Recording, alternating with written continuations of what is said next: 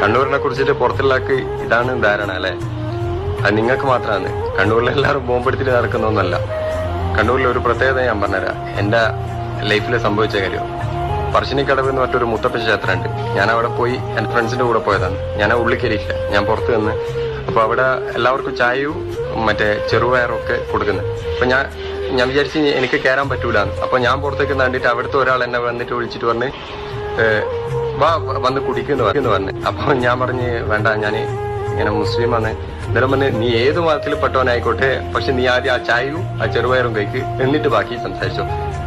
കാരണം എനിക്ക് അവിടെ ഒരു ഭയങ്കര ഒരു ഫീലിംഗ് ആണ് കിട്ടിയത്. കാരണം എന്താണെന്ന് വെച്ചാല് അവർ മതങ്ങളൊക്കെ അല്ല വില കൊടുക്കുന്നത്, മനുഷ്യ സ്നേഹത്തിനാണ് അവിടെ വില കൊടുക്കുന്നതെന്ന് എനിക്ക് അവിടെ നിന്നാണ് മനസ്സിലായത്.